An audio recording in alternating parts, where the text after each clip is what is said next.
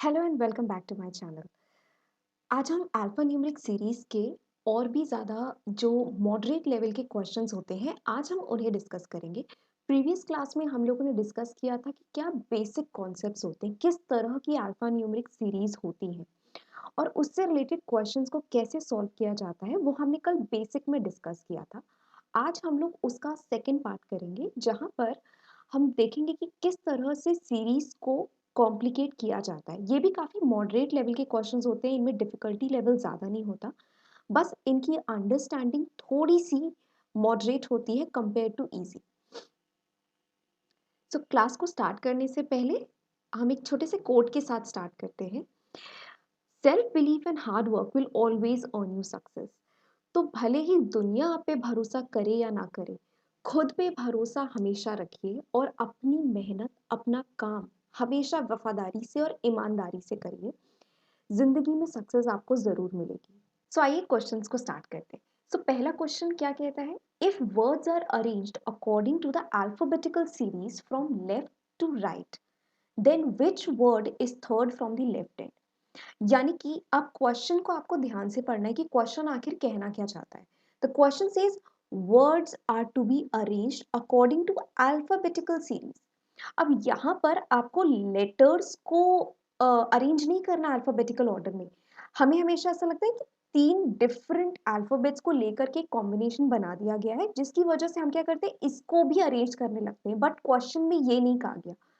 Question में इन तीन letter से जो ये वर्ड बना है, जैसे XOM, MJK, ये आपस में ही एक वर्ड है जिसको हमें डिक्शनरी फॉर्मेट में, जैसे A B C D करके जिस तरह से हमें डिक्शनरी में एक फॉर्मेट दिया होता है अल्फाबेटिकल ऑर्डर में, हमें ये उसी अल्फाबेटिकल ऑर्डर में ही प्लेस करना है। तो जो इनके फर्स्ट लेटर्स XMUINK, हमें इन्हें देखना है कि ये डिक्शनरी में कौन सी रैंकिंग में आते हैं, और उसमें से हमें जो थर्ड आ रहा है लेफ्ट एंड से, यानी कि लेफ्ट की साइड से जो भी आपका थर्ड नंबर पे आ रहा है, हमें वहां पर जाना है। तो लेट्स सी, सबसे पहले आपका क्या आएगा? आई आता है अल्फाबेटिकल सीरीज में, फिर आपका के आएगा, उसके बाद आपका एम आएगा। अब हमें थर्ड पे एम मिल गया तो हमें आगे चेक करने की जरूरत ही नहीं है, बाकी दो हमें थर्ड मिल गया, हमें थर्ड से मतलब है, दैट्स इट। यानी कि option number A is the correct answer. आइए नेक्स्ट क्वेश्चन करते हैं। So if each letter in each of the word is arranged according to the alphabetical series, then which is the second letter of the word which is fourth from the left end? अब हमें क्या कहा गया है? हमें letters को arrange करना है। वर्ड्स जहां पर है वो वहीं पे रहेंगे, वर्ड्स चेंज नहीं हो रहे। उन्होंने वर्ड को हमें चेंज करने के लिए नहीं कहा है। सिर्फ हर वर्ड के अंदर दिए गए जो ये अल्फाबेट्स हैं, उन्हें हमें अरेंज करना है अल्फाबेटिकल ऑर्डर में। So if each letter in each of the word is arranged according to the alphabetical series, which is the second letter? हमें सेकेंड लेटर बताना है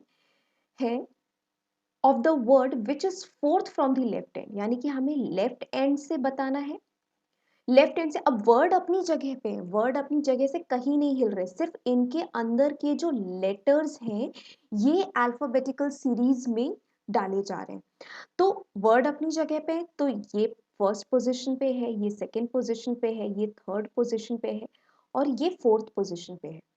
तो वर्ड में लेफ्ट से चौथे नंबर पे कौन है? IMX।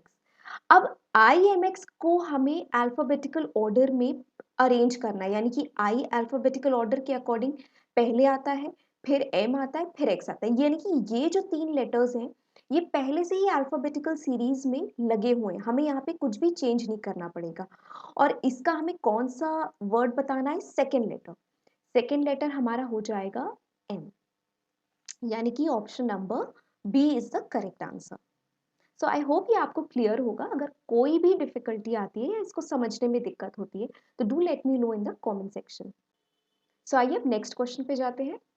If each vowel of each word is change to its next letter according to the alphabetical series, then how many meaningful words will be formed? अगर हम सारे वॉवल्स के जो नेक्स्ट अल्फाबेट है, हर वॉवल का जो नेक्स्ट अल्फा लेटर आता है उसको अगर हम चेंज कर देते हैं, हर वॉवल के जस्ट आगे वाला जो लेटर है उसको अगर हम इस सीरीज में चेंज करते हैं तो इस अल्फाबेटिकल सीरीज में जितने भी ये वर्ड्स हैं, क्या इनमें से कोई भी वर्ड कोई मीनिंगफुल सेंटेंस या कोई मीनिंगफुल वर्ड बना पाता है या नहीं। तो आइए चेक करते हैं। यहाँ पर ओ आता है, ओ से next letter change to the next letter. O के बाद कौन सा आता है? तो ओ के बाद क्या आता है? ओ के बाद हमारा अल्फाबेट पी आता है। उसके बाद एम जे के में कोई भी वॉवल नहीं है। नेक्स्ट हमारा यू आता है। यू के बाद हमारा कौन सा लेटर आता है? That is you. Sorry, you के बाद वी आता है, वी। यू के बाद हमारा जो नेक्स्ट लेटर आता है दैट इज वी। उसके बाद हम आई के साथ चेक करते हैं। आई के बाद नेक्स्ट क्या आता है? जे आता है। उसके बाद हमारा कोई भी वॉवल नहीं है, हमारे सारे वॉवल खत्म हो। बट ये जितने भी हमने लेटर्स चेंज किए, जो वॉवल चेंज किए, क्या एक्स पी एम कोई वर्ड बनता है? नहीं बनता। वी जी एल कोई वर्ड बनता है? नहीं बनता है। जे एम एक्स कोई वर्ड बनता है? नहीं बनता है। और के आर जेड और एम जे एक्स तो वैसे भी कोई वर्ड नहीं बन रहे, यानी कि नन इज द ऑप्शन। और जब भी आपको ऑप्शन में नन और नन ऑफ दीज दोनों दिया हो, that means none of these मतलब ऊपर दिए गए ऑप्शंस में से आपका आंसर नहीं हो सकता है। बट नन का जो मतलब होता है वो जीरो होता है। जैसे यहाँ क्वांटिटीज है, 2 हो गया, 1 हो गया, 3 हो गया, वैसे नन का हो गया zero. But none of these का मतलब हो गया कि ऊपर दिए गए ऑप्शंस में से आपका आंसर नहीं है, हो सकता है आंसर आपका कुछ और हो सकता है। इस केस में हमारे पास कोई भी पॉसिबिलिटी ही नहीं है किसी वर्ड के बनने की, तो आंसर हो जाएगा D, that is none, that is zero. आइए अब नेक्स्ट क्वेश्चन करते हैं। If each consonant of each word is change to its previous letter to the alphabetical series, then how many words will be there which contains at least one vowel?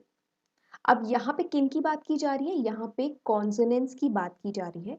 Consonants को previous letter में change किया जा रहा है, यहाँ next में नहीं change हो रहा, यहाँ प्रीवियस में चेंज हो रहा है। जैसे फॉर एग्जाम्पल, अगर आपका ए बी सी गिवन है तो बी से प्रीवियस लेटर पे हमें जाना है, हमें नेक्स्ट पे नहीं जाना, हमें प्रीवियस लेटर पे जाना है। According to the alphabetical series, then how many words will be there which contains at least one vowel? अब हमें यहाँ इस क्वेश्चन में हमें हर कॉन्सोनेंट का प्रीवियस लेटर देखना है, जिसके बाद हमें काउंट करना है टोटल कितने वॉवल्स इस क्वेश्चन में बन जाएंगे। बट सबसे पहले हम देखते हैं कि कितने वॉवल्स ऑलरेडी गिवन है। यहाँ पर हमें एक वॉवल गिवन है, यहाँ पर भी हमें एक वॉवल गिवन है, यहाँ पे भी हमें एक वॉवल गिवन है। तो ऑप्शन में हम फिल्टर आउट कर सकते हैं कि 2 तो नहीं हो सकता, क्योंकि 3 तो ऑलरेडी शो कर रहे हैं। 3 है ही, तो अगर 3 के बाद कोई नहीं हुआ तो हम 3 पे टिक कर देंगे। नन भी नहीं हो सकता क्योंकि 0 तो है नहीं। और नन ऑफ दीज को हम इसलिए टिक नहीं करेंगे बिकॉज अगर मान लीजिए ये दोनों भी अगर हो गए तो वो 5 से ज्यादा हो जाएगा, यानी कि इनमें से नहीं है बट नन हो सकता है, बिकॉज आंसर इज 5। बट यहाँ पर हम बाकी अब चेक करते हैं कि अगर इन्हें हम प्रीवियस लेटर में कन्वर्ट करते हैं तो क्या इनमें से कोई भी डिजिट वॉवल में कन्वर्ट होता है या नहीं होता है। अब इस तरह के क्वेश्चन को सॉल्व करने के लिए आपके पास आपके माइंड में अल्फाबेट्स की जो सीरीज है, यानी कि जो ए से लेकर जेड तक के उनकी ऑर्डर है, जो उनकी रैंकिंग है, जैसे 1 2 3 4 5 6 करके 26 लेटर्स जो है उनकी रैंकिंग आपको याद होनी चाहिए। उससे आप इस क्वेश्चन को जल्दी क्रैक कर सकते हैं। जैसे हमने कल के भी एक क्वेश्चन में किया था कि अगर जैसे नंबर 4 पे आपका लेटर आता है डी, डी से जब हम आगे जाते हैं एक लेटर उसमें ऐड करते हैं तो वो हो जाता है हमारा E, that is number 5। Similarly E के बाद आपका क्या आता है? इसको हम और अच्छे से बनाते हैं। इसको एक एग्जाम्पल से देखते हैं। जैसे अब यहाँ पर ये जो सेकेंड हमारा वर्ड है इसमें जे आता है। अब जे जो हमारा होता है वो सीरीज में कैसे आता है? एच आई जे के। ये हमारी सीरीज चल रही होती ए बी सी डी से लेकर एच आई जे के। अब जे हमें गिवन है, हमें कहाँ जाना है? प्रीवियस लेटर पे।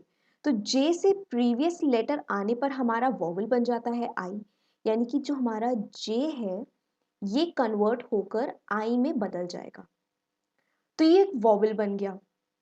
अब सिमिलरली हम के आर जेड में भी देखें तो इसमें कोई भी ऐसा लेटर नहीं है जिसके प्रीवियस पे जाने पर हमें कोई भी वॉवल मिले, और ये आपको तभी पता लगेगा अगर आपको, जैसे देखिए यहाँ पे के यहाँ पर भी आ रहा है, तो के से जब हम प्रीवियस लेटर पे जाते हैं तो जे आ रहा है, वहां पे कोई भी वॉवल नहीं है, यानी कि इसे चेंज करने का मतलब नहीं बनता। तो आपको ये पता होना चाहिए कि आपकी जो सीरीज है ए ई आई ओ यू, ये किस नंबर पे आ रहे, किस रैंकिंग पे आ रहे। अगर आपको इनकी रैंकिंग पता है, आई आपका 9 पे आता है, ये आपका 15 पे आता है, यू आपका 21 पे आता है। सो अगर आपको वॉवल्स की ये सीरीज याद है, ये रैंक उनकी याद है, तो यहाँ पर आपको हर एक लेटर को कन्वर्ट नहीं करना पड़ेगा। अब चाहे प्रीवियस की बात हो चाहे नेक्स्ट की बात हो, तो अब यहाँ पर प्रीवियस लेटर की बात हो रही थी, तो जे कहाँ पर आ रहा है, आपका 10वें नंबर पे आ रहा है। आपने 1 माइनस किया 9 पे आ गए, तो आप प्रीवियस लेटर 9 पे आ गए। यही जब नेक्स्ट की बात हो रही होती है, तो आप जैसे z को मान लीजिए, z यहाँ 26 पे होता है, पर जब नेक्स्ट में कन्वर्ट करते हैं तो वो 1 पे आ जाता है, दैट इज आपका a आ जाता है, वो वॉवल में कन्वर्ट हो जाता है। तो अगर आपको ये सीरीज याद है तो आप इजीली इस क्वेश्चन के कॉन्सोनेंट्स को कन्वर्ट कर पाएंगे कि कौन सा कॉन्सोनेंट प्रीवियस लेटर पे या नेक्स्ट लेटर में वॉवल में कहाँ पे कन्वर्ट हो रहा है।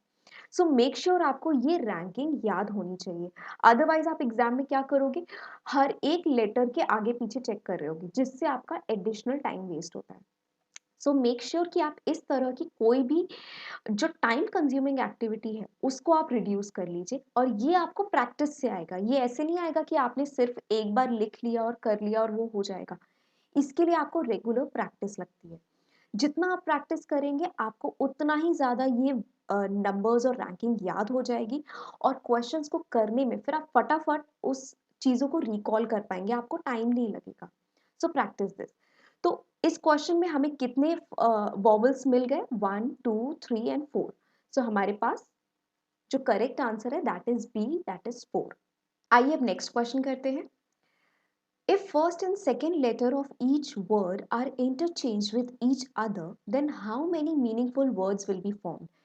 यानी कि क्वेश्चन सेज कि आपका जो फर्स्ट एंड सेकंड यानी कि पहला और दूसरा जो लेटर है ऑफ ईच वर्ड, यानी हर वर्ड का जो पहला और दूसरा लेटर है उसकी पोजीशन को अगर हम इंटरचेंज कर देते हैं, यानी कि ओ इधर आ जाएगा और एक्स इधर आ जाएगा with each other, then how many meaningful words will be formed? यानी कि इन पोजिशंस को चेंज करने पर कितने मीनिंगफुल वर्ड्स बनते हैं। तो आइए चेक करते हैं। सो अगर हम इसको एक्सचेंज करते हैं तो ये हो जाता है XOM, ये हो जाता है JMK, ये हो जाता है आपका GUL, ये हो जाता है MIX, ये हो जाता है RKZ। यानी कि यहाँ पे सिर्फ और सिर्फ मिक्स वर्ड है जो आपका एक मीनिंगफुल वर्ड बनाता है, अदरवाइज बाकी के जो है वो किसी तरह का कोई मीनिंगफुल वर्ड नहीं क्रिएट कर रहे, यानी कि only one, that is option number B is the correct answer. आइए अब आगे का क्वेश्चन देखते हैं। ये आपकी अभी तक आपने किया वो अल्फाबेटिकल सीरीज के ऊपर था, अब हम एक क्वेश्चन नंबर्स की सीरीज के ऊपर ट्राई करते हैं। ये भी बहुत इजी होते हैं, इनमें भी कोई आपको डिफिकल्टी नहीं आएगी, बस इनके पैटर्न्स चेंज हो जाते हैं। जैसे अल्फाबेट्स में आपको नंबर की सीरीज याद होनी चाहिए, वो एक ट्रिक हो जाता है कि आपके पास वहां पर एक सपोर्ट होता है। नंबर्स में आपके लिए कंपैरेटिवली थोड़ा सा इजी हो जाता है, बिकॉज यहाँ पे कोई रैंकिंग नहीं होती कि 8 कौन से नंबर पे आ रहा है, 8 8 पे ही आ रहा है, तो यहाँ पर आपको थोड़ा सा इजी हो जाता है when it comes to number. So आइए देखते हैं इससे related question. The product of the second and the third digit in which of the following number is the second highest. यानी कि हमें प्रोडक्ट करना है, प्रोडक्ट करना है, प्रोडक्ट मतलब मल्टीप्लाई, हमें मल्टीप्लाई करना है सेकेंड एंड थर्ड डिजिट, यानी कि सेकेंड एंड थर्ड डिजिट जो है उसको मल्टीप्लाई करना है, and which will be the high second highest. हमें हाईएस्ट नहीं पूछा है, सेकेंड हाईएस्ट पूछा है, तो ये भी आपको क्वेश्चन में ध्यान देना है। तो आइए देखते हैं। सो 2 into 1 आपका 2 हो जाता है, 4 into 7 आपका 28 हो जाता है, 5 into 2 10 हो जाता है, 3 into 5 15 हो जाता है, एंड 6 into 8 आपका 48 हो जाता है। तो यहाँ हाईएस्ट आपका ये आ रहा है, बट आपसे पूछा क्या गया है, सेकेंड हाईएस्ट। सेकेंड हाईएस्ट आपका 28, यानी कि 547, that is option number A is the correct answer. So I hope ये क्वेश्चन आपको इजी लगा होगा। सो आइए नेक्स्ट क्वेश्चन देखते हैं। The difference of the first and the second digit, first and second digit का जो डिफरेंस है इसकी बात की गई है। In how many of the given numbers is greater than the third digit of the same number. यानी कि अगर हम इस डिजिट की बात करें जो आपका 8 to 1 दिया है, क्वेश्चन सेज इसका फर्स्ट एंड सेकेंड डिजिट, तो फर्स्ट एंड सेकेंड डिजिट का जो डिफरेंस है, डिफरेंस यानी कि first digit minus second digit, जो डिफरेंस है वो कितना आया आपका 6 आया, is greater than the third digit of the given number. यानी कि ये बड़ा होना चाहिए उसके थर्ड डिजिट से, यानी कि थर्ड डिजिट यहाँ पे क्या है 1 है। तो क्या ये इन दोनों का जो डिफरेंस है वो 1 से बड़ा है? हाँ है। फिर सेकेंड डिजिट पे चेक करते हैं, 5 - 4 आपका 1 आता है, क्या 1 7 से बड़ा है? नहीं। 4 - 5 आपका -1 हो जाता है, तो डेफिनेटली वो तो हो ही नहीं सकता। 9 - 3 इज 6, 6 5 से बड़ा है? हाँ है। 6 - 3 आपका नेगेटिव हो जाता है, तो फिर ये भी आपका नहीं हो सकता। यानी कि आपके दो ऑप्शंस हैं जो आपका फर्स्ट डिजिट को सेकेंड से माइनस करने पर वो थर्ड डिजिट से बड़ा होता है। तो 2 is the correct answer, that is option number A is the right answer.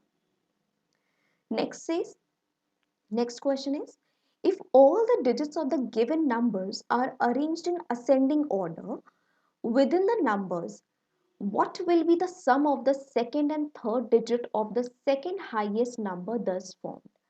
यानी कि हमें इन सारे नंबर्स को असेंडिंग ऑर्डर में अरेंज करना है, अरेंज्ड इन असेंडिंग ऑर्डर।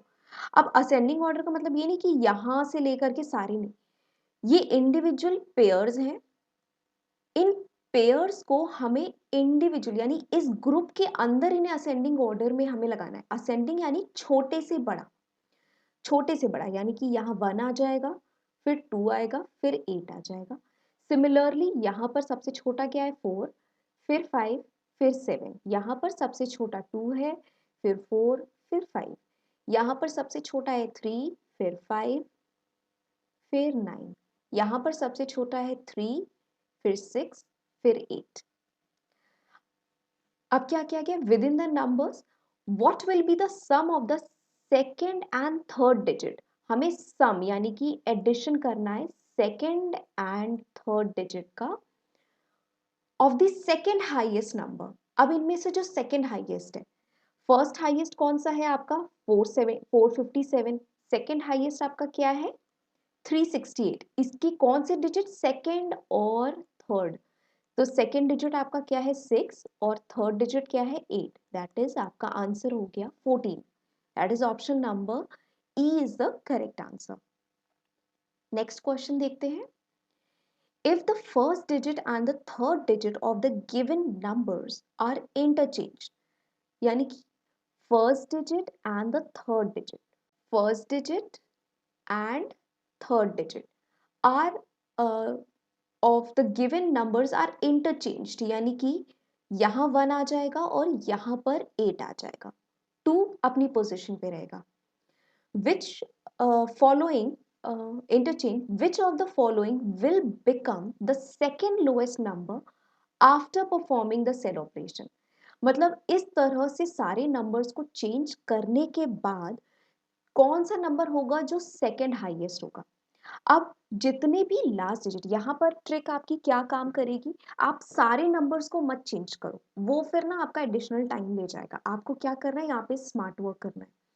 अब यहाँ देखिए 1 आ रहा है, फिर ये 7 है, 7 टर्न होकर यहाँ आ जाएगा, फिर 2 टर्न हो करके यहाँ आएगा, फिर 5 टर्न होकर यहाँ आएगा, फिर 8 टर्न होकर यहाँ पे आएगा, राइट? तो अब आपको क्या करना है, आपको क्या फाइंड करना है, सेकंड लोएस्ट। फर्स्ट लोएस्ट क्या होगा आपका 1 हो जाएगा, सबसे छोटी नंबर आपका क्या होगा 1, उसके बाद आपका आएगा 2। अब 2 के आगे आपको जाना ही क्यों है, आपको सेकंड लोएस्ट पूछा गया है ना, तो यहाँ पर आ गया 2, यानी कि ये जो आपका नंबर हुआ ये आपका सेकंड लोएस्ट नंबर हो जाएगा। हमने कैसे पता किया, हमने इसके थर्ड डिजिट से पता किया कि जितने भी थर्ड डिजिट्स दिए थे ये सेकंड लोएस्ट आ रहा है, बस बात खत्म। हमें बाकियों को अरेंज करना ही नहीं है, हमें फर्स्ट लेटर को पीछे, फर्स्ट नंबर को पीछे तक ले जाने की भी जहमत नहीं उठानी है। पीछे के नंबर से हमने चेक किया, सेकंड लोएस्ट पे हमने देखा, फिर आगे का हमें को चेक ही नहीं करना है। अब हमें क्या कहा गया है, first and third digit are interchanged of all the given numbers are interchanged, which of the following will be the second lowest number after performing, यानी कि second lowest क्या हो जाएगा 452, that is option number C is the correct answer 452। तो आइए last question discuss करते हैं। If 2 is added to the second digit of all even numbers, हमें 2 ऐड करना है कहाँ पे, सेकेंड डिजिट में ऐड करना है, किसमें, इवन नंबर्स में। इवन कौन से हो गए, यानी कि जो आपके 2 से डिवाइड हो जाते हैं वो नंबर आपके इवन नंबर होते हैं। तो यहाँ पर कौन सा इवन नंबर है, एक हमारा ये इवन नंबर है और एक हमारा ये इवन नंबर है। इसमें क्या गया है, हमें 2 ऐड करना है सेकेंड डिजिट में, यानी कि 5 में 2 ऐड कर दिया तो ये हो गया 7, तो ये हो जाएगा 472, और यहाँ पर हमने 2 ऐड किया तो ये हो जाएगा 388। ओके, अब नेक्स्ट देखते हैं, एंड 3 इज सब्सट्रैक्टेड। अब 3 को माइनस करना है कहाँ से, from the first digit of all odd numbers. Odd कौन से हो गए, जहाँ पे ये 1 7 5 आ रहा है, ये आपके ऑड नंबर्स हो गए। सो अब यहाँ पर हमें फर्स्ट डिजिट में से कितना माइनस करना है, 3 माइनस करना है। सो हम 8 में से 3 माइनस करेंगे तो ये हो जाएगा आपका 521। 5 में से 3 माइनस करेंगे तो ये हो जाएगा 247। 9 में से 3 को माइनस करेंगे तो ये हो जाएगा आपका 635। सो हमसे क्या पूछा गया है, हाउ मेनी नंबर्स दस form will a digit appear twice, यानी कि इस तरह से ट्रांसफॉर्म करने के बाद ऐसे कितने नंबर्स हैं पर्टिकुलर कॉम्बिनेशन में जिसमें जो उनके डिजिट्स हैं वो 2 बार अपीयर हो रहे हैं। तो ऐसा सिर्फ और सिर्फ एक ही कंडीशन में हो रहा है, 388, यहाँ पे 88 रिपीट हो रहा है, बाकी कहीं पर भी किसी कॉम्बिनेशन में 2 नंबर्स एक साथ नहीं आ रहे हैं। So that is only 1, option number B is the correct answer. So I hope आपको ये वीडियो अच्छा लगा होगा और आपको समझ में आए होंगे किस तरह से अल्फा न्यूमेरिक सीरीज के क्वेश्चंस को बनाया जाता है। कल हम इससे भी थोड़े से डिफिकल्ट टाइप के क्वेश्चंस जो एग्जाम में पूछे जाते हैं उनको डिस्कस करेंगे। अगर इनमें आपको कोई भी कंफ्यूजन हो, कोई भी दिक्कत हो तो do let me know in the comment section. और अगर ये वीडियो आपको अच्छा लगा हो तो इसे प्लीज़ लाइक कीजिए, शेयर कीजिए, सब्सक्राइब कीजिए। Thank you so much for watching.